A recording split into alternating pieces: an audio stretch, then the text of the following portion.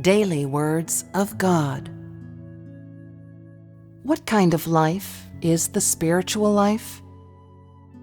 The spiritual life is one in which your heart has completely turned to God and is able to be mindful of God's love.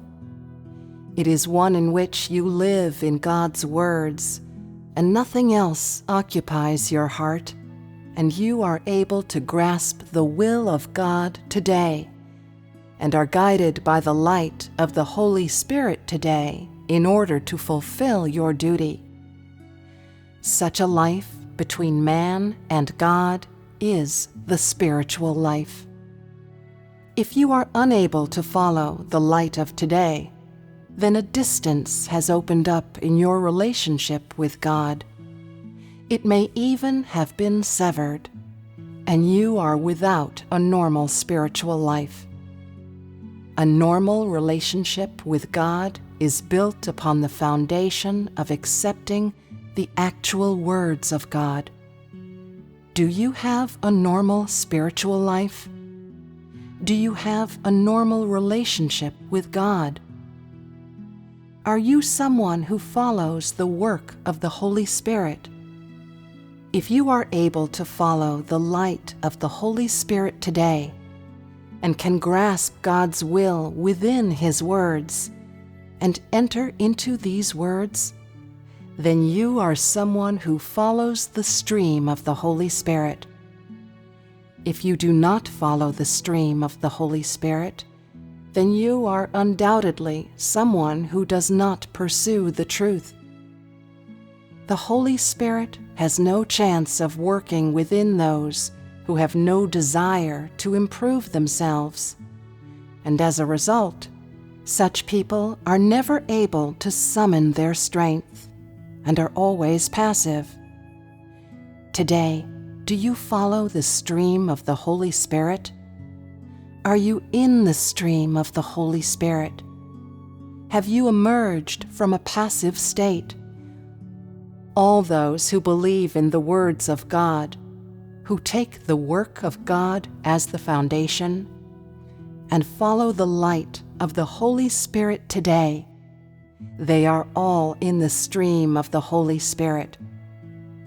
If you believe that God's words are unequivocally true and correct, and if you believe the words of God no matter what He says, then you are someone who pursues entry into the work of God, and in this way you fulfill God's will.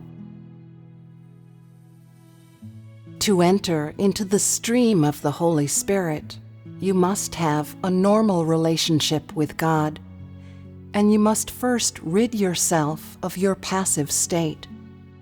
Some people always follow the majority, and their hearts have strayed too far from God. Such people have no desire to improve themselves, and the standards they pursue are too low. Only the pursuit of loving God and being gained by God is God's will. There are people who only use their conscience to repay God's love, but this is insufficient for God's will. The higher the standards you pursue, the more suited you are to God's will.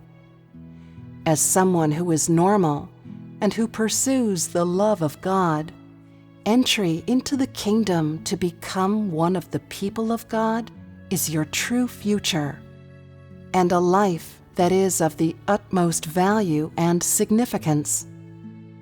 No one is more blessed than you. And why do I say this? Because those who do not believe in God live for the flesh, and they live for Satan. But today you live for God, and live to carry out the will of God. That is why I say your lives are of the utmost significance. Only this group of people who have been selected by God are able to live out a life of the utmost significance. No one else on earth is able to live out a life of such value and meaning. because you have been selected by God and are raised up by God, and moreover, because of God's love for you, you have grasped the true life and know how to live a life that is of the utmost value. This is not because your pursuit is good, but because of the grace of God. It was God who opened the eyes of your spirit, and it was the Spirit of God that touched your heart, giving you the good fortune to come before Him.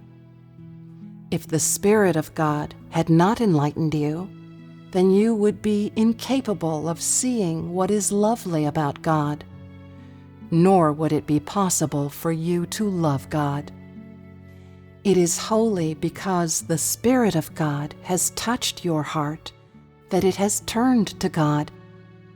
Sometimes, when you are enjoying the words of God, your spirit is touched, and you feel that you can't help but love God, that there is great strength within you, and that there is nothing that you can't put aside. If you feel like this, then you have been touched by the Spirit of God, and your heart has wholly turned to God, and you will pray to God and say, "O God, we truly have been predestined and chosen by you. Your glory gives me pride, and it feels glorious for me to be one of your people. I will expend anything and give anything to carry out your will, and will devote all my years and an entire lifetime of efforts to you." When you pray like this, there will be unending love and true obedience toward God in your heart. Have you ever had such an experience as this? If people are often touched by the Spirit of God, then they are especially willing to devote themselves to God in their prayers. "O God, I wish to behold your day of glory, and I wish to live for you. Nothing is more worthy or meaningful than to live for you, and I have not the slightest desire to live for Satan and the flesh. You raise me up by enabling me to live for you today." When you have prayed in this way, you will feel that you can't help but give your heart to God, that you must gain God, and that you would hate to die without having gained God while you are alive. Having spoken such a prayer, there will be an inexhaustible strength within you, and you will not know from where it comes.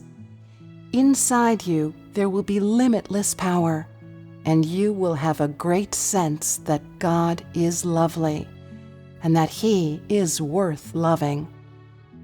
This is when you will have been touched by God. All those who have had such an experience have been touched by God.